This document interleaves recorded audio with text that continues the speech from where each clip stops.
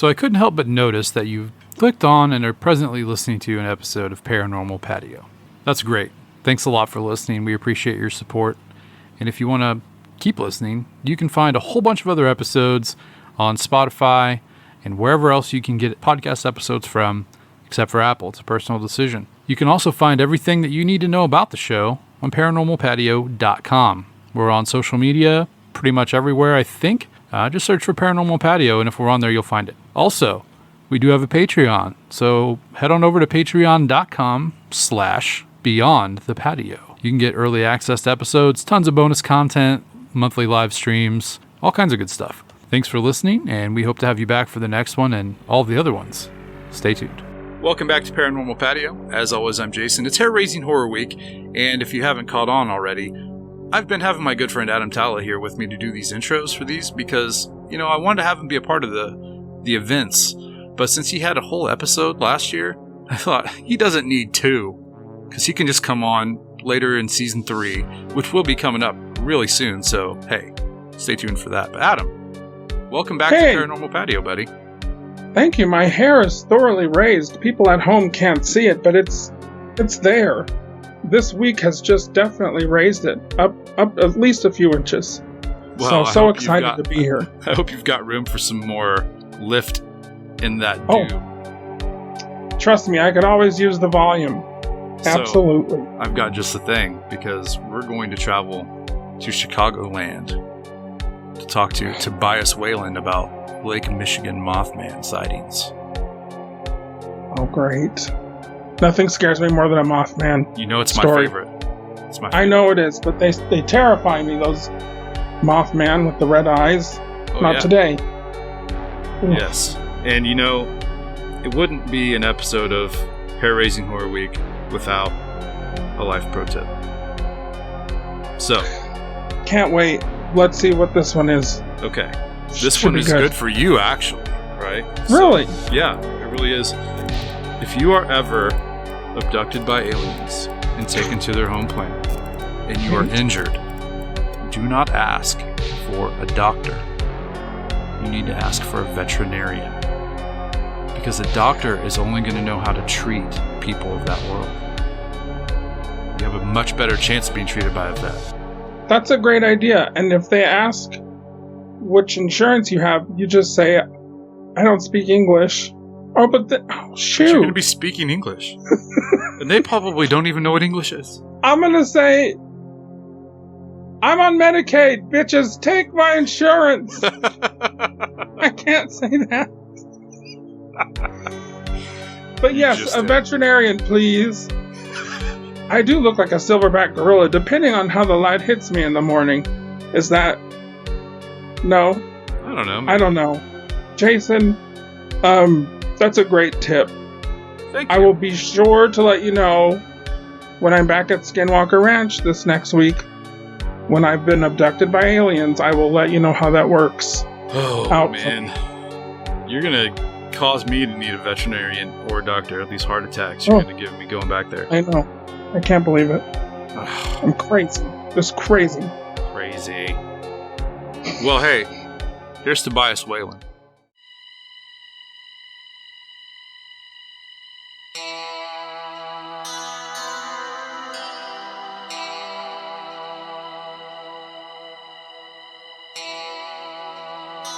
I'm Krista Coburn from Haunted Mitten, and you're listening to Hair-Raising Horror Week. I'm Sarah. And I'm AJ. And you're listening to Paranormal Patio's Hair-Raising Horror Week. I'm Josh Van Hook, and you're listening to Hair-Raising Horror Week. I'm Geraldine Stitt, and you're listening to Hair-Raising Horror Week. Hi, this is Jill Shelley, owner of the Haunted Boyd House, and you're listening to Hair-Raising Horror Week. I'm Tobias Wayland, and you're listening to Hair-Raising Horror Week. I'm Stan Gordon, UFO researcher and author, and you're listening to Hair-Raising Horror Week. This is Bill Konkoleski, author of Experiencer Raised in Two Worlds and Experiencer 2, Two Worlds Collide. You're listening to Hair-Raising Horror Week.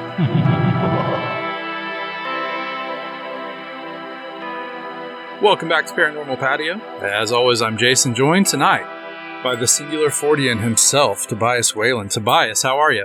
I'm doing great. Thanks for having me. My pleasure. We had to do a little schedule rearranging, and then the technical marvels of the universe decided that we didn't need to talk, and so we've got everything straightened out now. I think we're good. Yes, yeah, finally. I will tell you, I get so many weird technical issues anytime I try to go talk about weird stuff on podcasts. I don't know what it is. Could be a coincidence, but it happens way too often. Yeah, it started late for me. I made it through probably like 18 or 19 episodes before I started having this happen. Almost every time I just expect something to go wrong and try to plan accordingly with the fail-safe dual recording now and, just trying to iron everything out ahead of time. And I think we're doing okay with the show. I haven't had too many terrible problems. I had to call Stan Gordon about 5 times last week. Other than that, I think we're okay. I think we're great. So, you're here tonight to talk about the Chicago flying humanoids, the Chicago Mothman, but also I'd like for you to kind of explain who you are, what you do as the Singular Fortean Society, and all of that good stuff up front. So maybe people who aren't aware of who you are, which is probably unlikely if you're listening to this show, they get a little bit of a background on you. Yeah, definitely. So the Singular Fortean Society was started by my wife, Emily, and me back in 2016. And for those who aren't familiar with the word, the most common question that we get is, what does Fortean mean? Which is totally fair. So that word comes from Charles Fort, who was an early 20th century collector of weird news stories. And so what he would do is he would collect all of these weird stories from all over the world, and he would write about them. He would compile them into these lengthy volumes, and he would sort of ruminate and speculate very tongue-in-cheek about the nature of these phenomena. And one of his most famous quotes was, "One measures a circle beginning anywhere." And so I've always sort of taken that to mean that because everything within the paranormal appears to be connected in some way, or at least similar enough, that by studying any of it, you can understand something about all of it. And so we don't limit ourselves to any one particular subject. We like to study all manner of weirdness. And so we put together the Singular Fortean Society, which essentially is a journalistic and investigative organization to look into and write about all kinds of weird phenomena.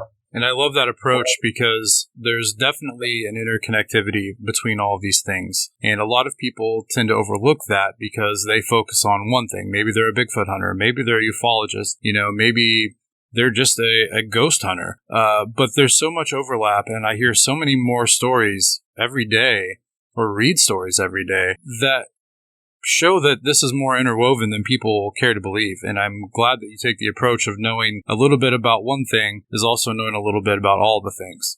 Oh, well, thank you very much. I think that approach is becoming more popular, especially with the internet, of course, which has been a blessing and a curse. We're sort of in the position now where it's easier than ever to be exposed to a variety of material. And so being interested in, say something like ghosts, you're going to be exposed to other weird stuff. There's really no way around it anymore. And so I think that it's just become so much more convenient for people to make those kinds of comparisons that anymore it's almost weirder not to, I think. I think so, but I'm a weirdo. So, that's something that I try to explain to casual paranormal fans or researchers that, they just have their feet wet. And you try to explain the stories of Bigfoot also being seen, at the same time or in the same presence of self-illuminating orbs or UFOs. And they're like, oh, what? No, big, what? No, that can't be, And so Right. it's a lot to take in whenever you're coming into this. But I think the more time you spend in it, if you keep your mind open to all the possibilities, I think you'll see the roads that are being formed in between the 2 or 3 or 4 or 5 different things that you may be encountering. And I think it's important to always keep that open mind when you're, looking into this stuff, especially if it's something that's happening to you personally. Oh, sure, definitely. For anybody who is interested in sort of examining their own experiences, I think that self-diagnosis can be very difficult in anything, frankly. And it's certainly no less so when it comes to anomalous phenomena. And so, I think it's very important to sort of keep an open mind, and that's to all possibilities. I've certainly experienced a number of strange things myself, beginning when I was a little kid, and I had to consider every possible explanation, including every skeptical one you can think of, before really seriously considering anything stranger than that. So it's very important to look at any of this stuff, but especially I think if you want to do your own experiences any real service, to look at them from a variety of angles. And frankly, when it comes to most of my own personal experiences, I'm really no closer today to being able to categorize them than I was, 10, 15, 20 years ago. The main difference between then and now is that I'm fully honest, and I recognize that fact that they seem to defy easy categorization. Yeah, absolutely. And what you touched on something there that it is important is to also consider every skeptical possibility. There's a lot of things that you can do to sort of on the spot check. If you think you're seeing a UFO in the sky, use an air traffic app and see if there's an airplane nearby. Check for, meteor showers that are, that you're supposed to be able to see from your point of view. There's a lot of things that get chalked up to being paranormal when they're not. The classic orb, for ghost hunters, the dust and the insects and the frame rates for the cameras. And, there's a lot of possibilities that aren't paranormal, just as many probably as there are possibilities that are. So that is an important thing that you brought up. Thank you. Oh, thank you. And of course you're right. And you make a good point when you say, check a flight radar. I've got a flight radar app on my phone that I take with me everywhere. The same with, weather radar. All of this stuff where you can just check in real time to see if there is some prosaic explanation for what you're seeing. So, really, with the level of technology we have at our fingertips, because let's face it, we live in an age of miracles when it comes to technology. There's really no excuse for not doing our due diligence when it comes to investigating anything, really. If you're just going to be lazy about it, don't do it. You literally have the world in the palm of your hand right now if you have a smartphone, which I'm sure probably 90% of, adults in our country do to varying degrees. I don't know the numbers on that. That's totally pulled from my rear, but, the majority of people, you have a smartphone. You're probably listening to this show on one right now, and we thank you for it. And we're glad you have one for sure. Anyway, though, I do want to transition into this flying humanoids thing because of 2 reasons. One, I live in Illinois, and 2, I am a huge fan of the original Mothman of Point Pleasant story. I try to absorb everything that I possibly can on it. I've seen, I think, every documentary and read almost every book. It's always been a fascinating thing to me. It was probably my first big, paranormal research topic, the first thing that I latched onto, and I don't know why I did, but I did, and I've never really let go. So when I started hearing about these cases, in northern Illinois, northern Indiana, I really kind of, I got my ears perked up, because we're getting close to home now. I'm just a few hours away, and maybe it could come here too, maybe. But I talked to Lon Strickler way back in season 1 of my show, and he seems to think it's definitely something different than what was seen in Point Pleasant. What are your thoughts? Well, I disagree, and that's okay. Like, Lana and I have worked together for years, and we get along great.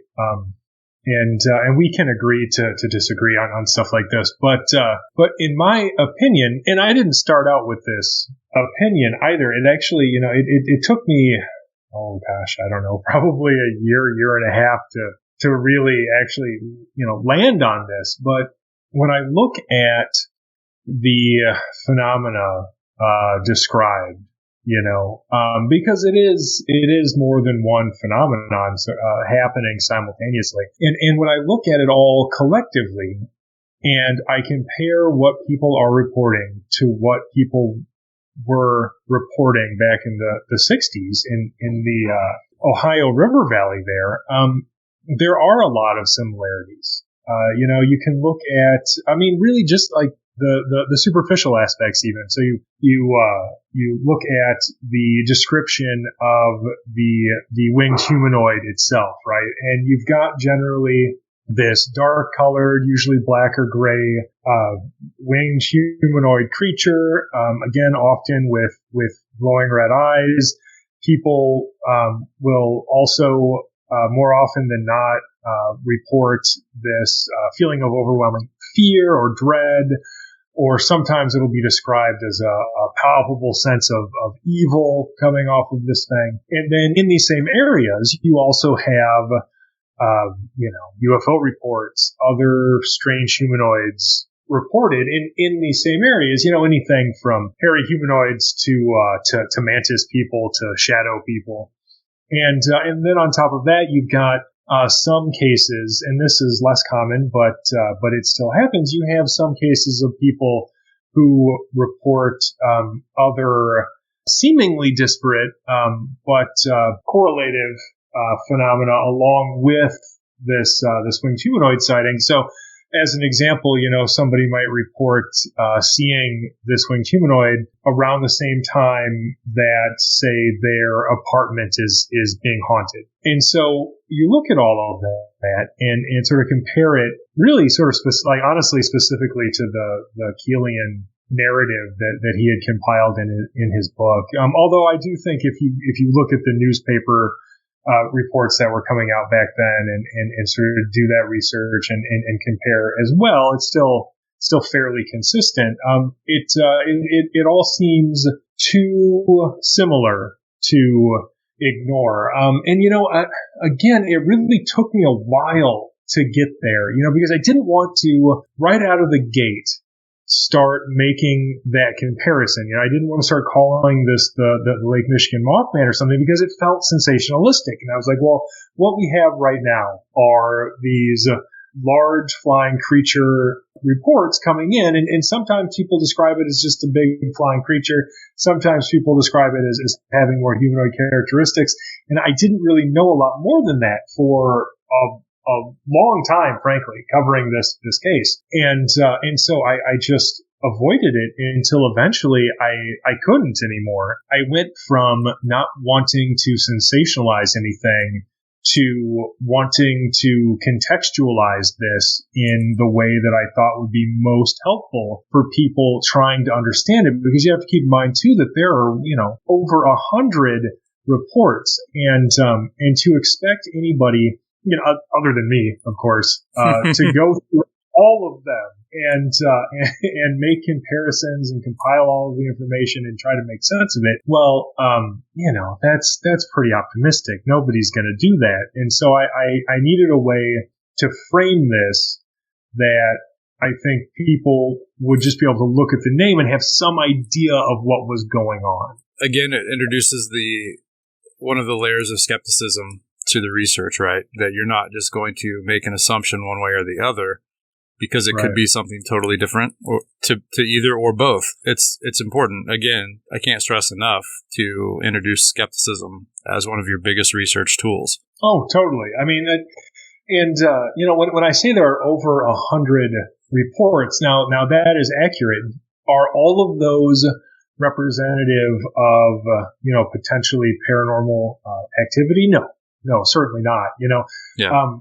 I actually ended up, and this is sort of how I got to the Lake Michigan Mothman is because I needed to first make sense of some of the discrepancies between these reports. And so I ended up with essentially two profiles. Like there were two general profiles for the types of report that would come in. And so on the one hand, you had these, normally daytime sightings of something relatively big, it's relative to the observer, flying at some distance, and the sightings weren't necessarily very long, and the observer wasn't very close, and they didn't really report any of the other like paranormal phenomena that other people would report, be that, fear or anything else. There were those, and sometimes people would report, like a screeching sound or something. And that didn't sound anything like the other type of report we would get, which was, much closer. People would describe being much closer to this thing, and often it would be on the ground, usually on the ground and then taking to the air, or they would just see it on the ground. Sometimes, they would see it in flight, the entire sighting. But in any case, it was usually much closer than the first profile. And this is where often people would report the more humanoid aspects in their description. They would talk about the red eyes. They would talk about the fear.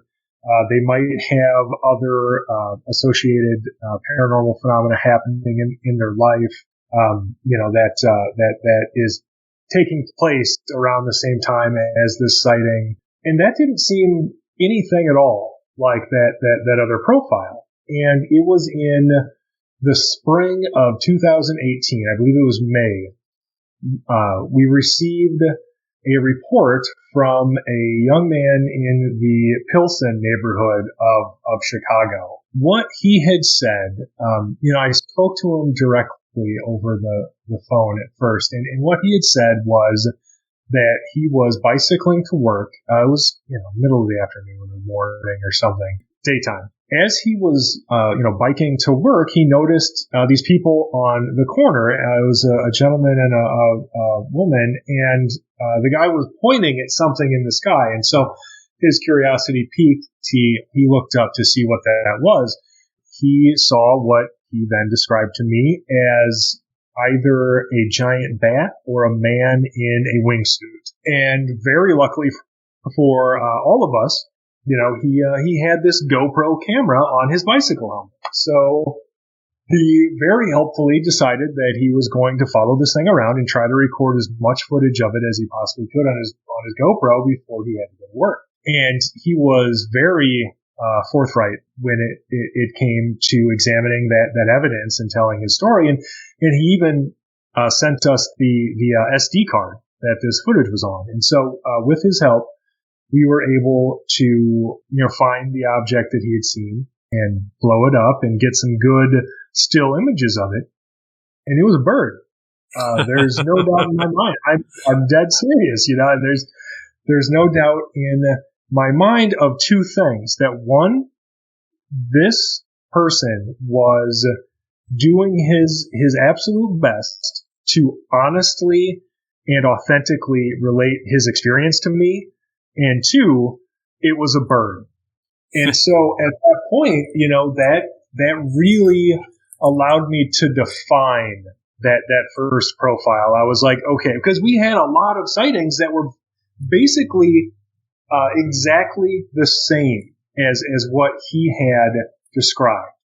And at that point I was like, okay, well, I mean, that basically solves like 40% of these, because, I had been doing some research, into, birds in that area before. And by research, I mean, looking at the work of actual scientists and ornithologists and stuff to figure out what was in that area and if there was anything strange going on. And it turns out, due to climate change and the destruction of their wetland habitats, there are actually more herons roosting in these urban areas in Chicago than ever before, and that number has blown up exponentially in just like the last 10 years. I think this is very speculative, but that's okay sometimes. And I think that what we might have been seeing as part of this was people who were not used to seeing these huge birds, because by itself it kind of looked like it could have been a great blue heron. And for anybody who hasn't seen a great blue heron, like, they're enormous. They've got like a 7-foot wingspan, and they're often described as looking like flying dinosaurs. I think that what we were dealing with in part was people who weren't used to seeing these large birds in flight. Finally seeing them, flying over the city more often. So you had more people being confused by what they were seeing, and so they would go to the internet and maybe they type in like, winged monster Chicago or winged creature or something.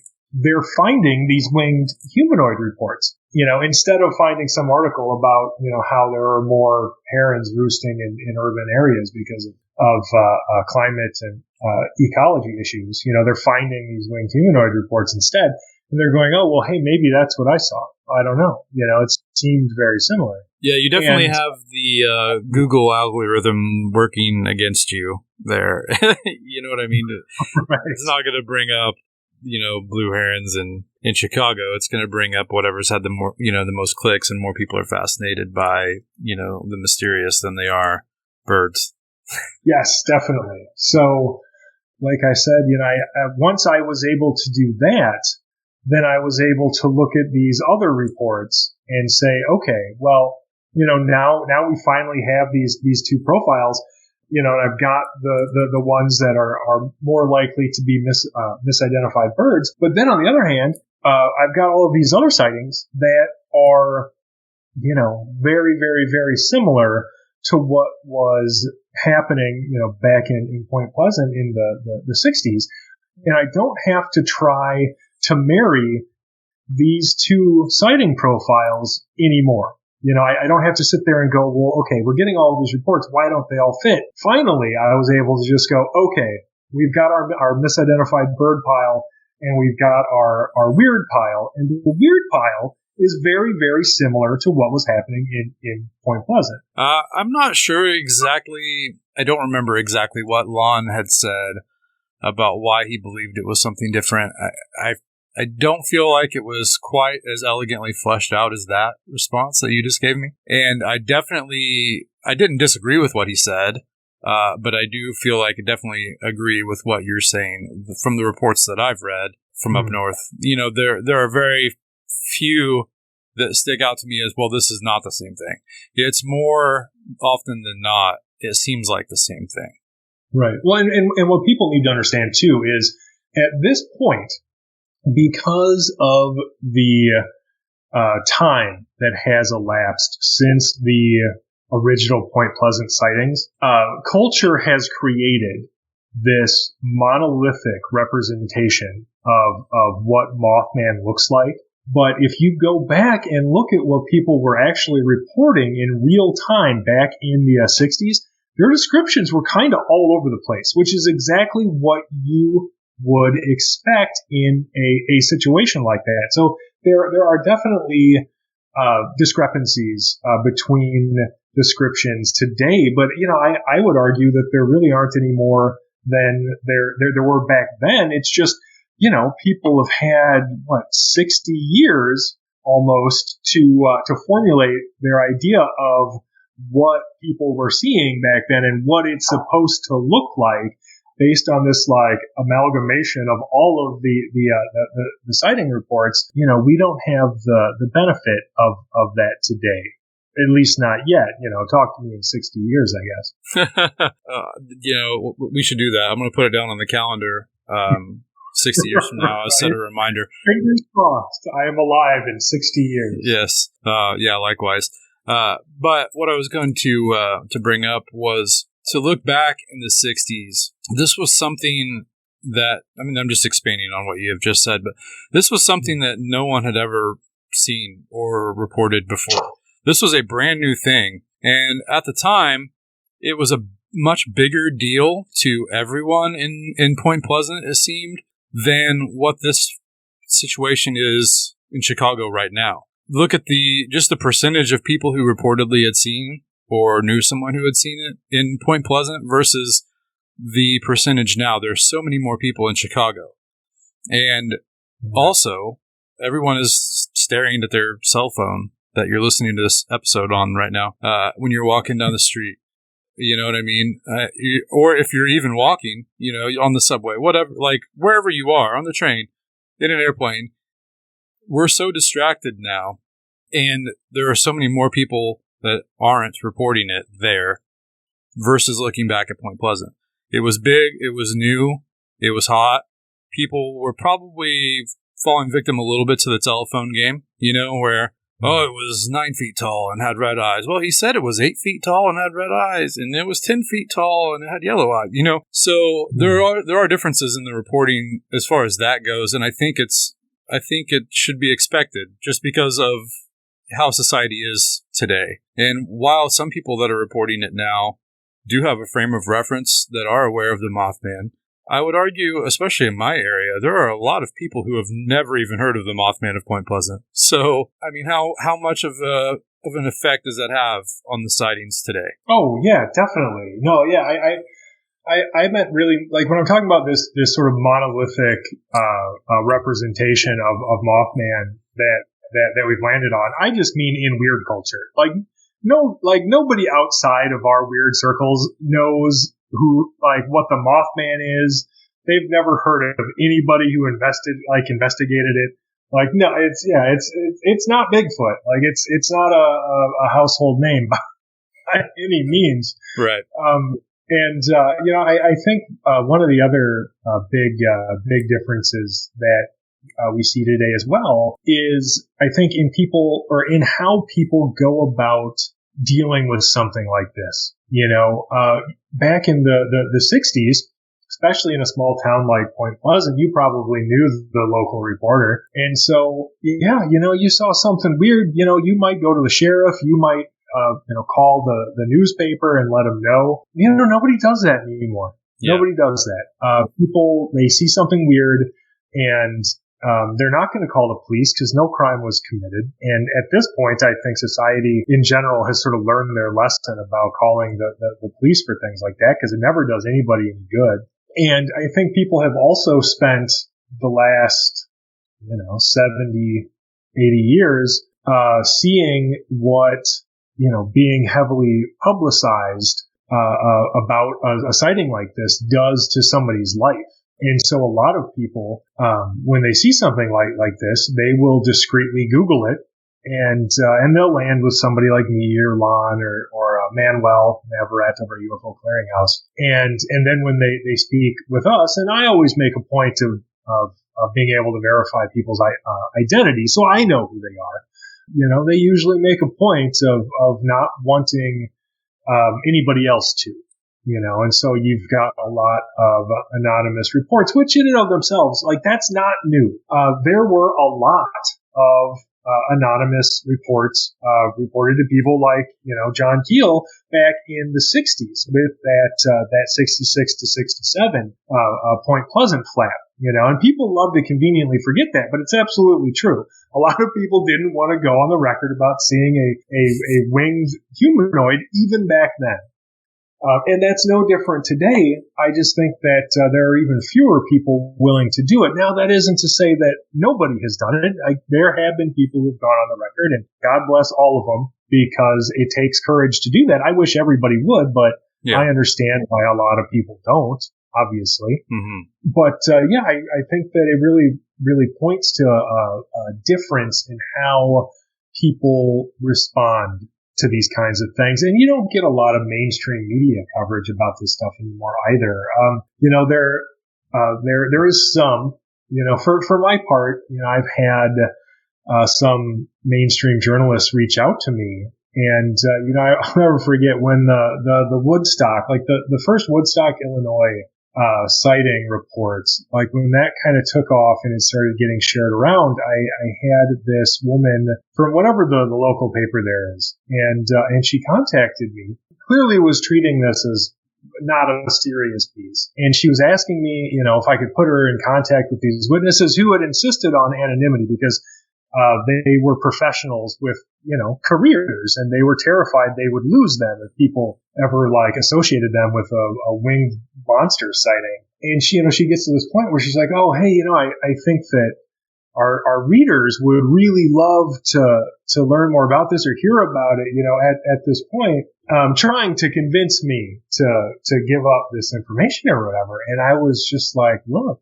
your readers already love this story because they're following it on my website. Like, I already wrote the article. I don't need to help you turn these people's lives into a circus over it too, Yeah. So, I don't mind cooperating with obvious, because we do cover things journalistically over at the Singular Fortean Society, and I would definitely cooperate with anybody else I thought was doing the same, but it hasn't been my experience so far. So, there hasn't been a lot of that coverage, like you saw back. So, speaking of what you saw back then, have you been in contact with any Men in Black agents? I don't think anybody has since the early 90s. That's because I certainly haven't as a part of this investigation, and it's one of those things, and it does come up, and I've thought about it a lot, and I ask everybody this, and I'm being serious when I do. When was the last Men in Black sighting you even heard of, happening? I mean, not this century. They seem to have stopped. They seem to have stopped 25, 30 years ago at the absolutely most recent. So no, I definitely haven't seen any. And I don't know anybody who has, but it's really one of those things where I don't think anybody does. So it didn't strike me as particularly unusual, under those circumstances. I didn't expect that you had. I decided I had to have a little fun with it because, that was a big part, in Keel's investigation, although there were a lot of trickster elements involved, with Gray Barker and everything else that was going on. So it's a realistic question, but I already had an expectation. I feel like I would have read that article already. Oh, for sure. No, that's totally fair. I mean, the other thing people need to understand about, Gray Barker and John Keel and everything, and boy, they were entertaining. They were very, very entertaining. I caution people from accepting any narrative presented at face value, because I think fundamentally they were storytellers, and neither one of them ever really let the truth get in the way of a good story. And I think you can watch that play out, if you read the Mothman Prophecies, for instance. It's a great book. I read it multiple times. I enjoy it every single time. There's some weird stuff for whatever reason, Keel needs to stop the narrative and describe how every single woman looks and then judge them based on their appearance for some reason, which I don't even think that was cool in 1971, but he still does it.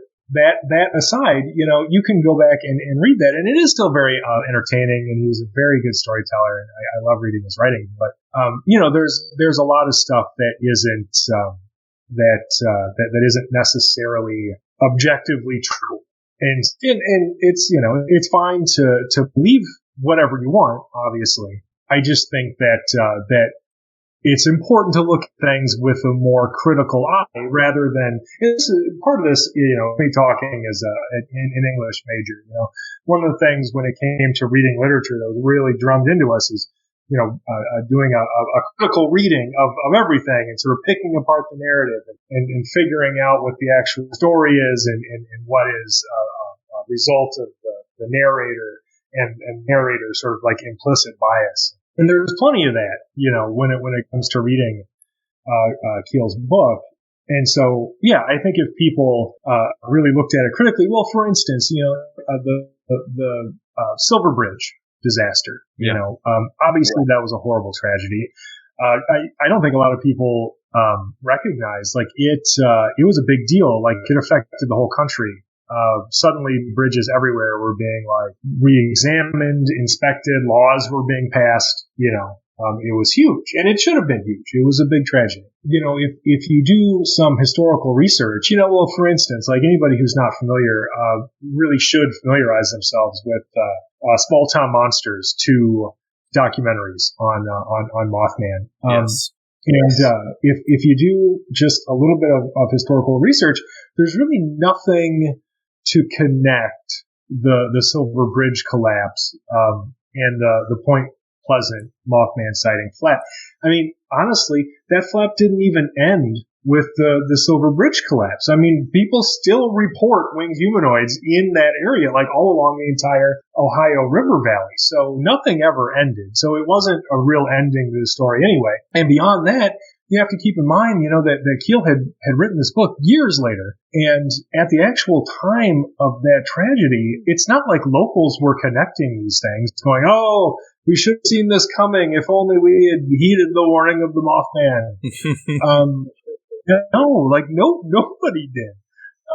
I mean, I think you could easily make the argument that Keel needed a good narrative ending for his story, because that's what people like, and I know that firsthand because I don't give it to them. But they love a neat, tidy narrative with a beginning, a middle, and an end. It has to have an end. And he knew that. And that ending fell right in his lap. But there's really nothing to connect it. So I think that, when you're going back and if you're starting your research with, into Mothman with that book, just give it a critical eye, maybe do some fact checking. Yeah, a few things to touch on. Definitely the apropos way of bringing up the appearance of the women that he was in contact with is one thing. It's never okay. It's never right, to not only to be that way and think that way, but to put that into print. It was tasteless, and I would argue tasteless then, but more socially accepted, unfortunately. It doesn't make it right, but that's just kind of the way that it was. It would never make it into the book today. His publisher would have been like, no, you can't put that in there, John. Yeah, it's a bad idea. Right? You're going to get canceled. Right. So absolutely. None of us are perfect, and, we are biological creatures, and we have these thoughts about people when we meet them, and we can't help but think the things that we think, but you don't have to write it in a book, So that being said, we can move on from that. But yeah, the Harbinger of Doom thing, I never bought into it either, and I totally agree 100%. He really needed a good ending for that book, and he got it, because if the only thing you know about the story is that book, it's a good narrative, and he was a good writer. He knew what he was doing, and he sold a bunch of books. Probably got a decent royalty check from the movie, which really had nothing to do with the book.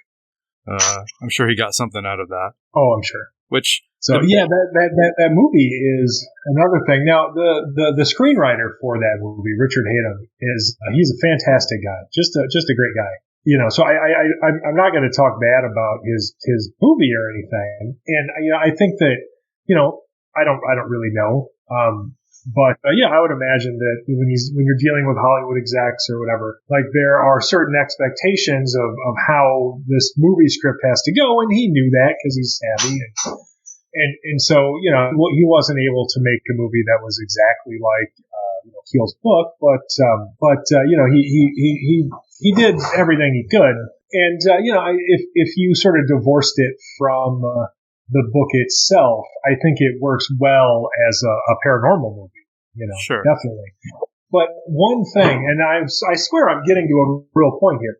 One thing that movie did, which has been a thorn in my side for years, is introduce new elements to the Mothman mythology.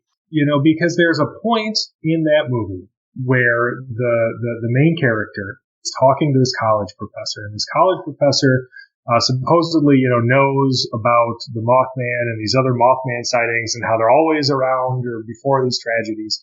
And he references people seeing it before the hurricane of Galveston, Texas, and before Chernobyl. And that Chernobyl one has stuck around forever, and people still talk about it. And they talk about it like it's a real thing that really happened, despite there never being any credible witness or anybody I've ever even seen, no investigators who have said that they talked to an actual witness, nothing at all to point to, any similar sighting happening before Chernobyl. It has taken on this, urban legend status where people believe it, and it's like a lot of things on the internet. People believe it because they haven't looked into it at all. But it's a real thing, and it's something that we have to work very diligently to try to combat. That was a big reason why I wrote the Lake Michigan Mothman in the first place. Was because I was seeing things like that starting to happen with this current investigation, and I was watching it in real time thanks to the internet. And I thought, look, like I mentioned before, nobody's going to go, even though I compiled them into an easy to read and navigate timeline, nobody is going to go through all of these reports to look and see the actual facts of any of these cases. They're not. They're going to read an opinion or something online, and they're going to adopt that, and that's just going to be it. And so, I thought, well, I have to do something. I have to put this information out there at the very least, so people have it. It'll be even easier, for them to access than an online timeline on our website or something. Because I don't want that kind of misinformation out there just with nobody pushing back, frankly. Yeah. Again, it's not Richard Hatem's fault. He did nothing wrong. He wrote a movie. Just, people have adopted it and really ran with it, and it's taken on a life of its own at this point. Well, I mean, it's easier for people in general to watch a movie than to read the book. But, I mean, there are book readers, sure. But Sure. We've been outnumbered. So if you can just watch the movie, why did I have to be a writer? I should be making movies. What's wrong with you? No, but I do have to ask one more question about this movie before we move away from it and move back to some of the stories. Would you agree with me that this is a top 15 Christmas movie of all time? Sure. I mean, it's not Gremlins or Die Hard, but it is, in fact, a Christmas movie, and I will die on that hill. That's so dark, but you're right, because the tragedy was just before Christmas. There you go. Something to keep you up at night. Yeah, right. So, Mothman Prophecies, top 15 Christmas movie of all time. Prepared to battle you on the internet over that. Bring on all channels. Send your hate mail to Jason at Paranormal Patio. Yeah, go ahead. Send it in. I don't care. So let's move back. I would like for you, if you would, to indulge me with some of your favorite reports from the Chicago Mothman flap. Sure. Well, I refer to it as the Lake Michigan Mothman specifically because I think, and you did touch on this before, and you're absolutely right. Because of the size of the city of Chicago, it really gets a disproportionate amount of attention. There are sightings all around Lake Michigan. Honestly, all of my favorite ones aren't in Chicago. So there was the Woodstock sighting, for instance, that I mentioned before, and that was always a very interesting one to me. Woodstock is relatively close. I think an hour away from Chicago. And that was always a really interesting one because I found that it was pretty representative of some of the aspects of those kinds of reports, because it definitely wasn't a misidentified murder. And so basically the story with that was this gentleman was running an errand. And this happens a lot. It was a totally normal errand, literally going to Walgreens for a gallon of milk or something. And he's on his way home, and he's driving past this conservation area. It's the Dewfield Pond Conservation Area. It's right across from the McHenry County Fairgrounds in Woodstock, Illinois. And it's 8 p.m. in February, so it's dark out. And he's got his headlights on, obviously. And as he's passing the entrance, or getting up to the entrance of this conservation area, he sees this thing stepping into the road from the entrance of this conservation area. Sees it in his headlights, and he later described it to me as an 8-foot tall, it appeared to be hairy, sort of bulky humanoid thing with these leathery, like gargoyle wings, these membranous wings. And it takes a few steps in front of him, and the next thing he knows, it has walked, out of the view of his headlights and is gone, seemingly into the McHenry County Fairground across the street. He obviously was terrified of this sighting. He couldn't make sense of it. It was this impossible experience. He wasn't supposed to have this experience. People aren't supposed to see stuff like that. Right. And it showed when I spoke to him. Emily and I both went down, and he was nice enough to meet with us, and we met him and we met his wife, and they took us out to the sighting area, showed us around, and we even photographed anomalous footprints that was out there in the ice and snow, which I found to be odd. And it just, everything about it screamed credibility. These were professionals with a lot to lose by having their name attached to a story like this, and yet here they were, their family so affected by it that they were willing to let two strangers come down and take them out to this sighting area. And so that's one that has stuck with us both, and it has always been very impactful. There haven't been, photographs of this thing or whatever, and I don't even know that it's possible to photograph it if it, is truly not any kind of undiscovered, biological species, which I think that everything I have now sort of argues against the possibility of it being an undiscovered biological species.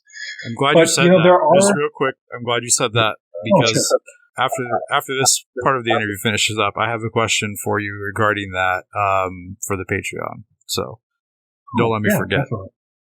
No problem.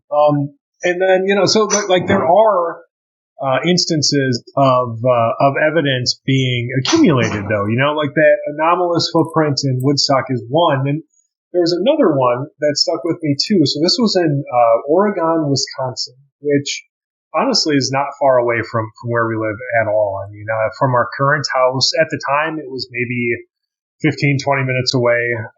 It's about the same from our current house too, maybe 20 minutes. And we received this report at the end of 2020.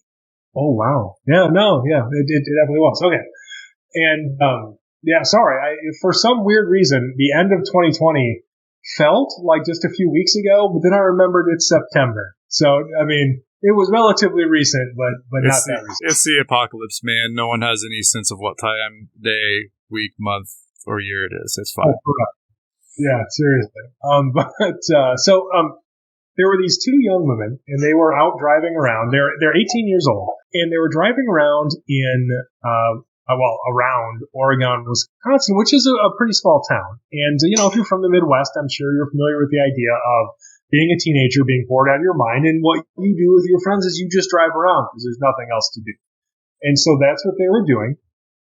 And they had this circuit that they would drive around the outside of the town. As they passed this one particular spot, it was this intersection, and there's a house on the corner, kind of set back, because it's a rural area, so it's not like it's anywhere close to the road, really. And then there's a single, street light, set up pretty high up on a telephone pole.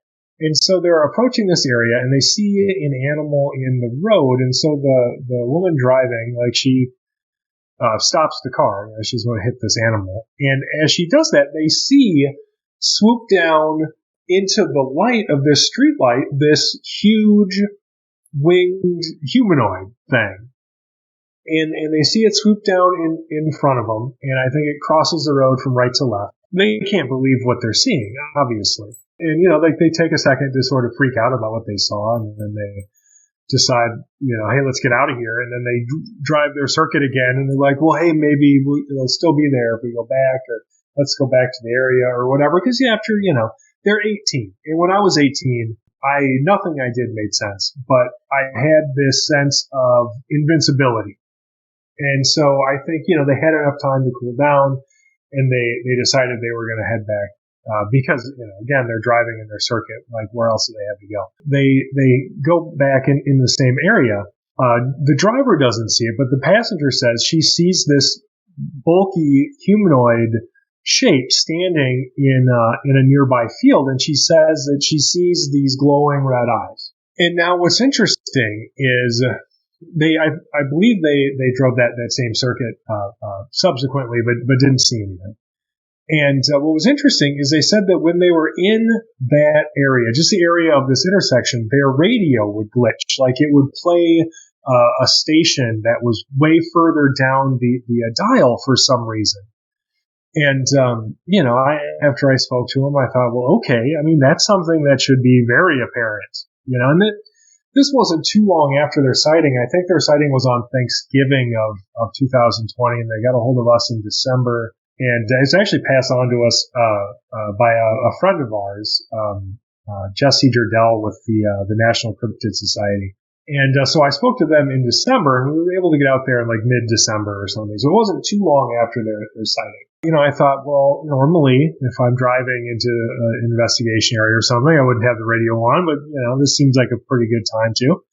And so we had our cameras going, and I had the radio on, and we drive through this area, which again it's a four-way intersection with a single light at it, just a tall street light. And I don't notice anything with this radio. Like we drive all the way down, some ways past it, turn around, drive through again, and do that a bunch of times. And I don't see Mothman or anything. We decide that we're just going to go back. Okay. I mean, definitely we're able to get a good idea of the area, photograph the area, take a look around, verify all the geographic details, just all that basic investigatory stuff you want to do anyway. And we headed home, and I just assumed that, it wasn't a total loss. Like we got out there and saw a sighting area, and that was cool, but nothing else happened. Well, until I reviewed our footage, and it's the weirdest thing. Now, I started the camera well before we actually approached that intersection. I wanted to film us driving up to it. So everything's working normally. And then we enter this invisible field around this intersection, right? And all of a sudden, there's this weird popping sound over all of our audio. And this is across multiple devices. When we, I pull up to this four-way intersection, and I turn, and it stays with us, and then we leave this invisible field, and all of the audio is back to normal. And then, like I said, I went down a certain amount of distance and turned around, and we came back. And when we hit that same spot again, where this invisible, like the demarcation of this invisible zone of weirdness, the audio interference starts again. And sure enough, like when we get past the intersection and get out of its radius, it stops. And it goes on like that for the entire time that we're there. It was just the weirdest thing. And so I thought, well, hell, like we have to go back. We have to see if this happens again and if there's any obvious cause for it. And so we go back a couple weeks later. And I'm looking as we're driving around, I'm looking for just anything that might have done that, like anything putting out a signal that could have interfered with our audio at all. And so I didn't see any ham radio towers or big satellite dishes or electrical transformers or anything that could have interfered with this audio. And sure enough, when we get home, the same effect was happening in the same area, but this time, for some weird reason, it's fainter. Like it was fading. Yeah, I still don't have any good explanation for it. It just doesn't. It doesn't make sense. It's not the exact thing that they were talking about with the radio having interference, getting all staticky and everything, and playing the wrong station. It was weird, and I can't explain it. So, it really is, it's one of those cases where I'm like, man, I wish people paid less attention to Chicago, because this is a way better case than anything happening in Chicago. But, it is what it is, and it's a big market, and I get that. And it's nice that there are eyes on this investigation at all. But still, yeah, that's one I think that's going to stick with me. That's a great story. That's really good, man. Thank you for sharing that. I love that you made the second attempt just to see, and it makes me wonder that I subscribe to humans having the mental power to create their own reality, and having expectations of certain things causes things to happen in the physical world. And I wonder how much of that experience that you had was because you had the idea of a possible audio interference. It didn't manifest the same way as you expected. But then after you had that the first time and you go back, you are looking at it a little bit harder. And sometimes when you look at things a little bit harder, you stop seeing the forest for the trees. And, it was weaker. And I bet if you went back a third time, it would be weaker still. Yeah, or just non-existent. Or non-existent. We got caught up in other things since then, but, we live close enough where I just need to go out there just one more time and just see if it's gone. Just for my own curiosity at this point. Sure. Yeah, I'd be really excited to know what you find if you do. So drop me a line whenever you go back. Okay, I definitely will. Tobias, this has been great. I'm a big fan of your work. I just wore one of your T-shirts yesterday. I really love the Unsolved Mysteries logo T-shirt. It is fantastic. So if someone were to want to procure one of those for themselves or find out more about you or order a book, where could they do that? If you are interested in the Singular Fortean Society, you're going to want to go to our website at singularfortean.com. While you're there, of course, you can find links to news articles, the Lake Michigan Mothman timeline, our books that are out, Emily's amazing T-shirt designs. That's all on this easily navigable website designed, of course, by Emily, because if it wasn't for her, I would probably be ranting about this stuff in green text on a black background somewhere on the internet. It's true. I mean, really.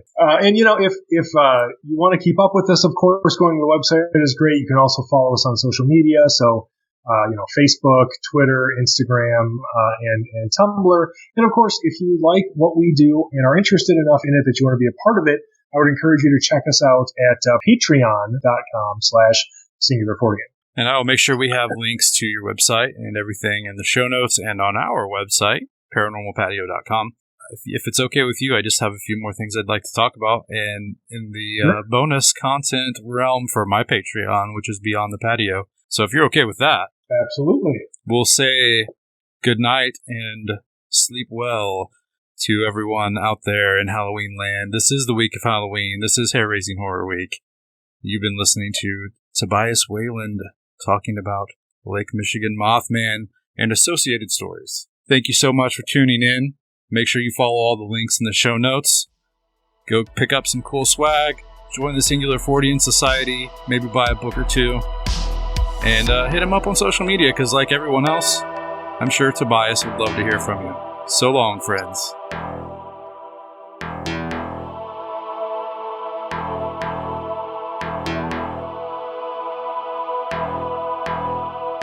Until next time, keep the fire going.